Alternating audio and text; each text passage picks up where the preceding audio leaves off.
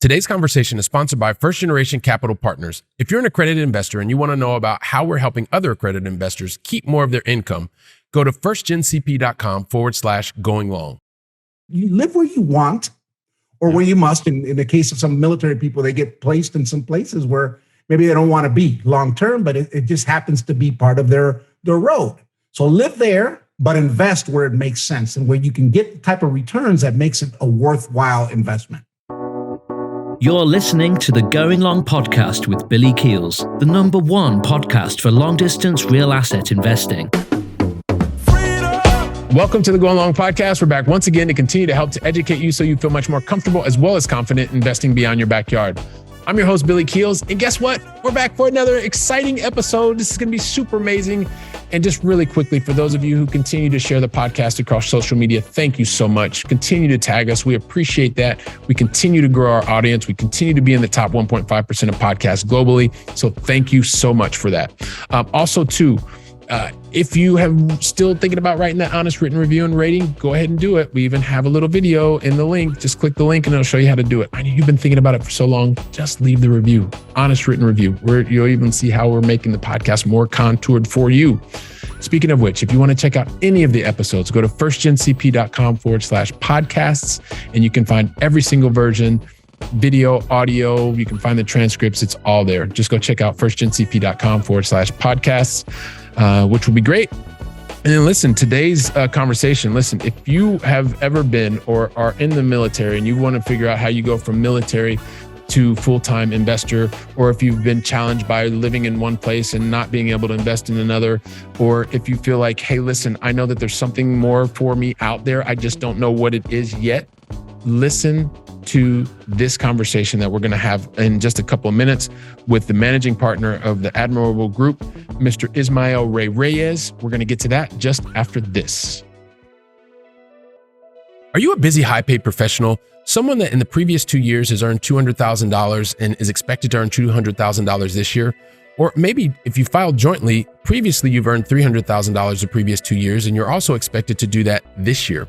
Or maybe if not, either individually or jointly, you have $1 million in net worth, not including your primary residence. If you meet any of these criteria, then you're someone that the IRS considers to be an accredited investor. That probably means you're someone like an enterprise software sales executive. You may be an executive in a major corporation. You may be a doctor. You may be a lawyer, maybe a high-paid consultant. You may even work for a major sports franchise. The thing I know you have in common is that you continue to do the hard work. Like you're doing 100% of the work and you're only bringing home 50% of the reward because you continue to get crushed by your income taxes.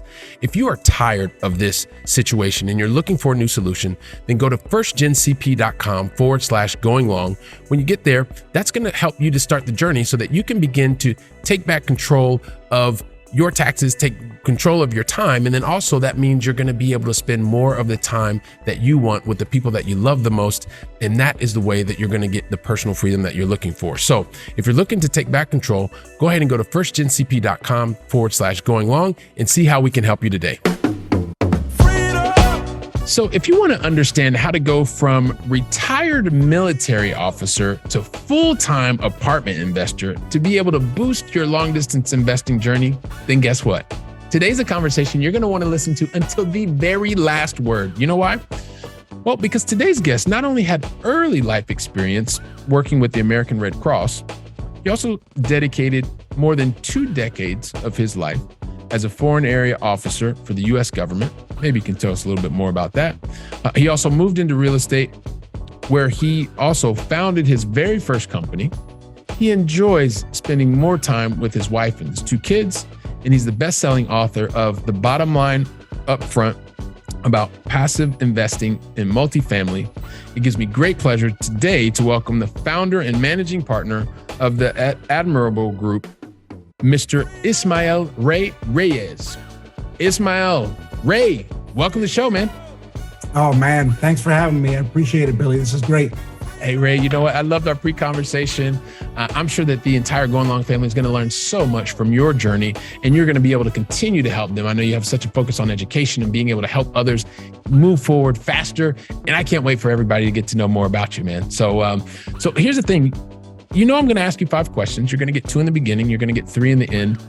And in the middle, you're going to get a bunch of questions. Ray, I just don't know what those questions are. So how about we start with the very first one? Help us understand, where is it that you call home in the U.S.?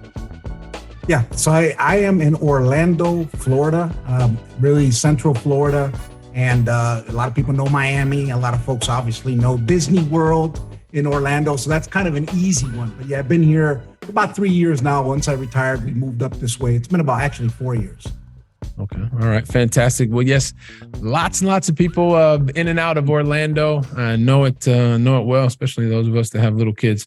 At least we've talked about it. Some of us have even been there. So appreciate you sharing that with us.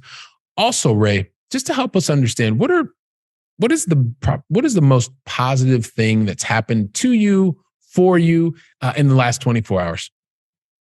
In the last 24 hours, I would say that I had a fantastic, I also do my own podcast, and it's more of a meetup, virtual video meetup, and just understanding some ways that the audience can save some money on taxes, right? You don't want to pay Uncle Sam a penny more than you have to. And that's the goal. It isn't to cheat Uncle Sam. It's to make sure you take advantage of it. And we learned some fantastic information during that video of one of the an experienced CPA that has his own real estate investments.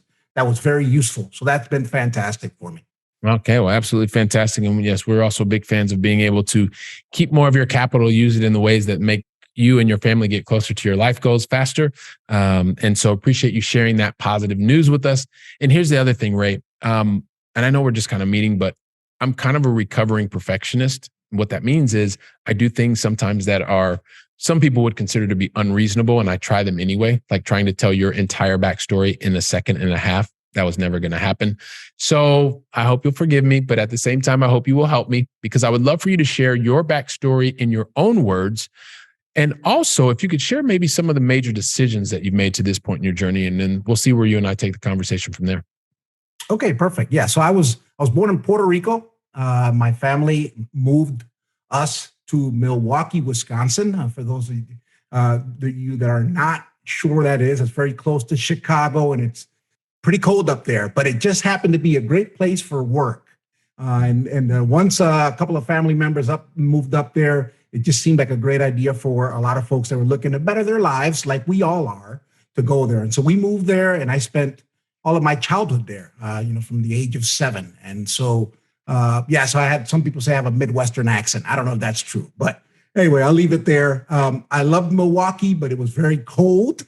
And the minute that I could move somewhere it was a little bit warmer, I did. I graduated from Marquette University in Milwaukee, and then happened to move south from there. And in the process of all that, I needed money for college, so I enlisted in the Army, the U.S. Army, to get the benefits. A lot of us, do it for not just serving our country, which is something very critical, but it's also, in many ways, sometimes it's very simple. It's small decisions like, okay, I need money for college. So it got me going on my path to the military. And when I came back from that, it was as a reservist. I really enjoyed my time that I served while I was on active duty doing my training. And so I went to college, finished my degree, got a commission in the U.S. Army as a second lieutenant. And I spent the next 28 years of my life serving the country. I really enjoyed what I did.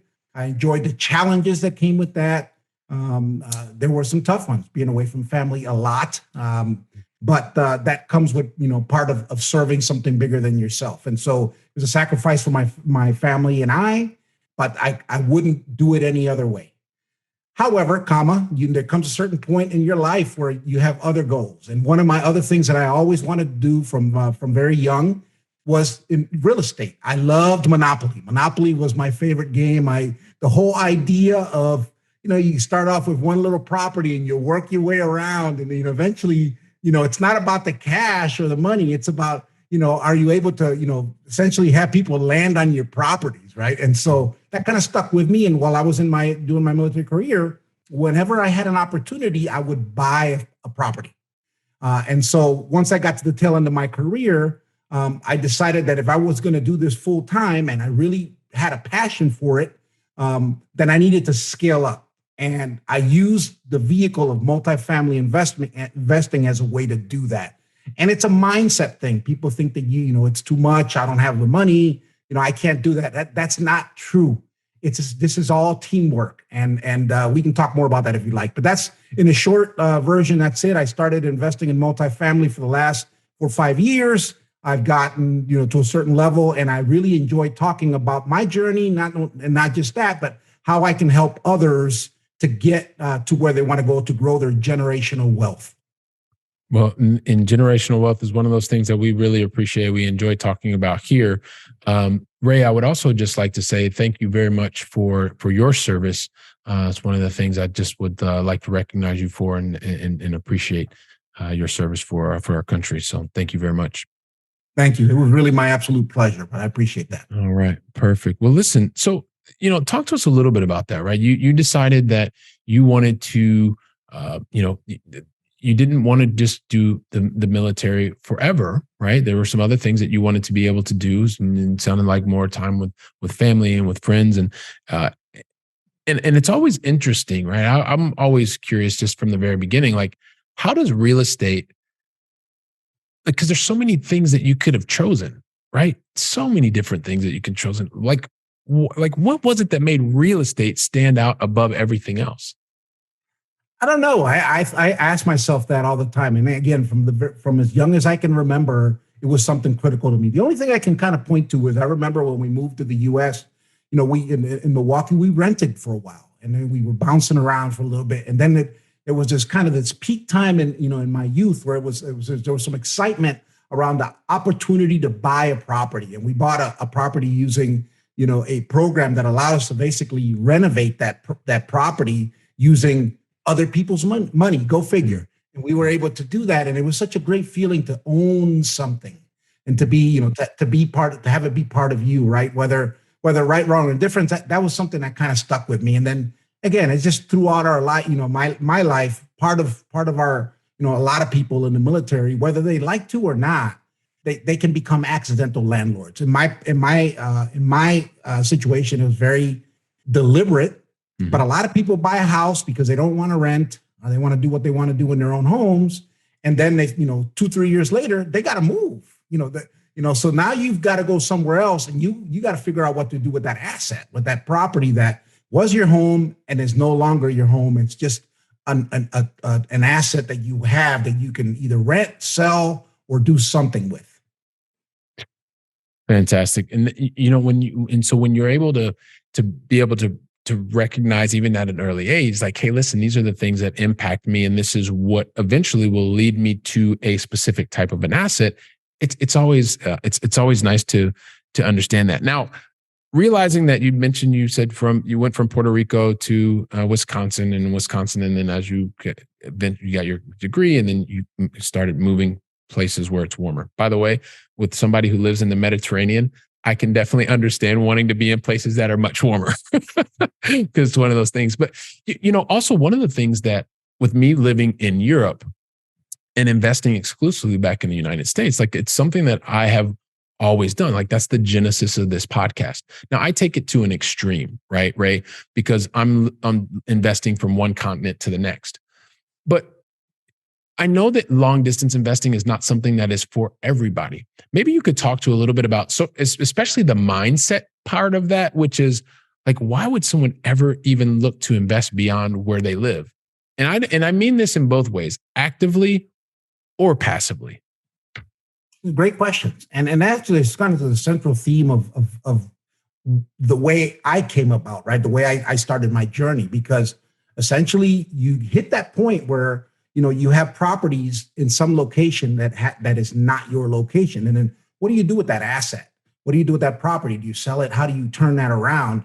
But it struck me that, at the point that you're no longer living in that asset, and you may not ever go back to that location, right? Because a lot of times we move somewhere and it's not going to be home. I know that, but I wanted to make it as homely as possible for my family. But at some point, I've got an asset. And the question is, was it a good acquisition from a financial standpoint or not?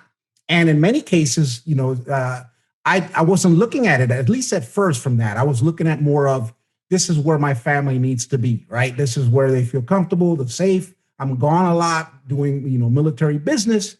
So I want them safe. But at some point, it's an investment. So my thought is, okay, if that's really at the end of the day, the most important thing, when it makes sense to buy in a place because it's a great place from a returns perspective, and it happens to be a place that also feels good, then maybe you keep that asset.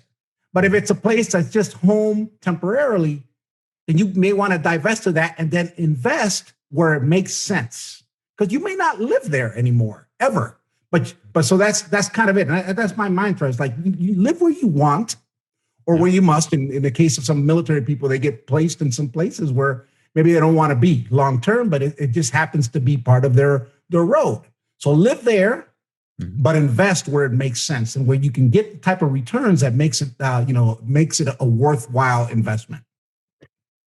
So let's unpack that just a little bit, because I completely agree with you. Like, I'm living in the Mediterranean and I invest where it makes sense because I can't get the type of things that are important to me here, at least.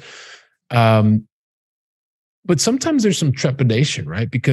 And I even remember the very first time that I purchased a property and I was in Spain, I was like, I really want to be able to, because I'm a recovering perfectionist. Like, I wanted to be able to have every detail and I wanted to see everything and I wanted to be able to do it all because that's just part of who I am. So when you've spoken to other people that have faced the same type of fear that I faced, right? That maybe they're working in a really high paid job and they're busy, but they know that they don't want to be in the stock market. Where do you usually start the conversation for that person so that they can start to get used to the concept beyond just the words that we're sharing with them? I think the biggest thing that they have to understand is, and a lot of folks that actually try to invest a little bit, then they figure out that it's not as easy as they think. It's not as passive as they think. I think talking about that experience is important because, Billy, and I know that, when you buy a property, you can have third-party management looking over your property, make sure that it's rented. But at the end of the day, it doesn't belong to them. They don't make money, because it's a great investment. They make money on the fact that it's rented. And a lot of times their idea of doing their job is what's easiest, not the best for you as an owner from a returns perspective. So having that in mind, and a lot of people understand that and can talk about that, then the next thing is, okay, so how do I protect myself from that, especially when it's somewhere else? Well, the way you do it is by having a team that is there to take advantage, not to take advantage, to oversee your return, your investment. And we call those asset managers. Mm-hmm. It's an asset manager that actually cares about whether you make money or not the property manager. Unfortunately, their job is to just keep the place filled up and keep it running. And so what gives people comfort is the idea that there's someone else that when that asset management works and it works well, the asset manager makes money, because asset managers are also investors in a lot of our deals. So if they win, then the investors, the passive investors, win. And if you're an active investor, and you're not at the property because you don't live there, you definitely want somebody on your team that can oversee that property that is not property management. So it's another layer of protection that you have. And then you can do whatever it is that you want. If the idea is to live somewhere else, if the idea is to travel, whatever that idea is, you can rest assured that there's another team of people there to make sure that you're getting the returns on your investment. Yeah. And that's absolutely critical to think of it as a team sport, and also think about some of the critical players on the team, such as the asset manager, and their role is to manage the asset in those individuals and or companies' teams that are effectively going to be part of the day-to-day operations. And so for that, there is also a compensation, which needs to be, so that you don't have to worry about it as someone who's investing passively. Trusting that you're enjoying today's conversation. And you know what? If you're tired of getting crushed by taxes and you're looking for greater freedom to be able to choose what you want to do when you want to do it, make sure that you go to firstgencp.com/going long and see how we can help you today. Let's get back to the conversation. Before I ask a little bit about the book and before we get into the Going Long Final Three, so you have this massive passion for wanting to help others, right? And it comes through. It's really, I can feel it. But where does that come from, Ray? I mean, just this desire and passion to want to help to educate others? I don't know if it comes from, from my military background. I think it's part of the reason why I love the military. When you think about what the military does, obviously it defends, but it also is there to protect and to serve others. And so I think that's just kind of something that's innate to some people, the want to have that empathy. And in my case, what I want people to know is that, they can do this. It's not my job, because I do take calls for people that want to invest and they have questions for me. It's not my job to figure it out for them. It's my job to give them the background, the guidance that they need so that then they can figure it out for themselves. And frankly, when they figure it out for themselves, they figure it out forever, right? Instead of you feeding them. It's kind of like the old story, right? You can bring a horse to water, but you can't make them drink. Yeah. And so my job is to give people the tools and to give them, my story as an example of how it can be done. Fantastic. So, and like you said, a lot of that it's not just protect to serve, but also to be able to, well, not just defend, but to protect and to serve and serve others, and having that service mindset and being able to help others to be able to move forward through education. So, one of the things that I mentioned early on is that you are also a best-selling author, right? And so one of the things that you've talked about this was the bottom line up front, which is about, passively investing in multifamily real estate. What was the inspiration, or maybe even before the inspiration? Tell us a little bit about the book. How is this going to help people, and then also talk to us about what the inspiration was for you to go ahead and write that book. Yeah, no, great question. I think it's twofold. I mean, to me, the book was as a way. So when you're in the business of real estate and you're an expert at real estate, that's one thing. And you get, you have your experience, you have your acquisitions, and you've got time that shows people that you have that capability, right? When you're in the military, you have a capability or a skill set to do military things. And my thought was, as I was making that transition, understanding that it was not a passive goal for me, but a very active goal, I needed to, one, learn the tricks and the tools of the trade.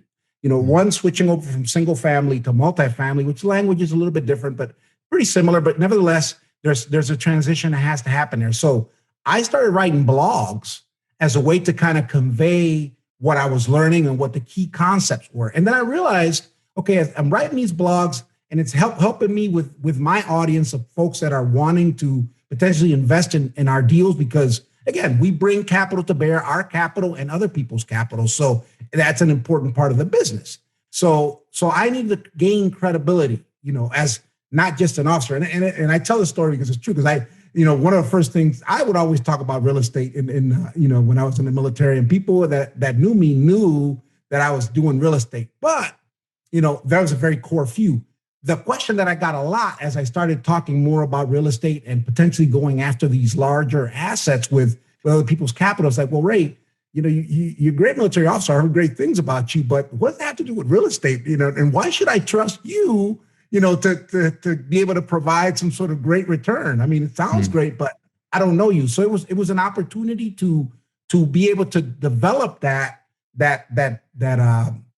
subject matter expertise that I had through self-learning that you really can't demonstrate unless you start talking to people. But, in this business, a lot of what we do is electronically. This podcast, for example, Billy, you've got people listening to you from around the world. A lot of them will never meet you in person, right? It's just the truth of it, right? And so the idea is putting something out there that gives people an idea of the fact that they can trust not just you as a person, but you as a professional in that field. So that's kind of how it started. But it was also a way for me to talk a little bit about, from an educational standpoint, how I made the journey from, point A to point Z in my journey to invest in multifamily. Because, and the reason I use the word bluff, bottom line up front, is that's a very, very, very military term. It's a way that we convey information to leadership whose time is very busy. So when they talk to you, they want to hear the bluff. Tell me the bluff about whatever the situation is. Don't give me all the details. So the book is not this long, drawn out thing. It's a very linear kind of procedural book about how you can get from not knowing anything about multifamily investing as a passive investor to investing in your first deal. And then not only that, but overseeing what the asset manager may be providing you. Fantastic. Absolutely. Really, really appreciate that. So both building up the subject matter expertise and also being able to share your journey really at the genesis of being able to have or have invested the time to write the book. So I really appreciate that, and also giving us some insight into to military mindset and the bluff and the right up front and stick to the point and help to share the information. So here's the thing, Ray, like as our special guest, like it's time for us to get to the going long final three. And the thing is, I never ask any of our special guests, and you're our special guest today, the going long final three, unless you tell me you're ready. So my question for you is, are you ready? Let's do it. Let's do it, man. I was expecting you to say, man, of course. I was born ready, man. Of course. I know this. All right. So here we go. So Ray, we started with you over in Central Florida, so over in Orlando, and I'd like to bring things over to this side of the pond since I'm a guy from Columbus, Ohio, who now lives in the Mediterranean over here in Barcelona. So help us understand, what is your favorite European city that you have either visited or is still on your bucket list to visit? I think I've visited several cities, but it was mostly on my way to some other location. And I won't go into any details, but that was kind of my experience. But I do have a bucket list, and I chose this business for my ability to be able to travel. And as long as I've got good connectivity, I can do this from anywhere, right? Yeah. And so the idea is, okay, I want to get down to Europe. My first step in Europe is Rome. Rome, because of the history, the rich history of Rome, the Colosseum, Vatican City, the art, the architecture, all these sort of things. And that, and the fact that my understanding is it's very central. So as a good starting location, you can kind of do what's key to Rome fairly quickly. So I think that's my first one on my list. And it's not going to be, we're not talking years down the road here. We're talking either this year, later this year, or early next year. All right. Fantastic. So Rome it is. So everybody, you'll see that in the show notes. Question number 2 really has a lot to do with the experience that I've had in meeting people who are very, very successful. I'm sure you meet lots of successful people. Ray, I consider you to be someone who's very successful. You're impacting lives. You've been doing that, over 2 decades with the military positively, and now in this new phase of your life as well. And hopefully one of the things that you've recognized, very similar to what I've recognized, Ray, is that, when successful people have a plan, any plan, it doesn't matter the plan. Every single time that they put a plan together, And one of the reasons they're so successful so quickly is because every single time they get everything right perfectly in the plan from the very beginning all the way through, which allows. I'll do that again. Sorry about that. No, Ray, it's just a joke. It's just a joke. I can tell Ray's really worried about it. Never happens that way. I was worried. I was like, Ray, what's his name? I think Ray was really worried about me. No, I'm just joking, Ray. It's just joke. It's a joke. It's a joke. It's an inside joke. It's one of the things with me and the Go Along family. I like to have a little bit of fun here. So anyway, of course, like you said, of course not. Like really successful people don't get things right the first time, every time, and that's why they go much faster. No. They usually make 20 to 50 times more mistakes than anybody else because they're always trying new things, always. Yeah. But here's the thing. In the beginning was kind of that was a joke, but this part is serious.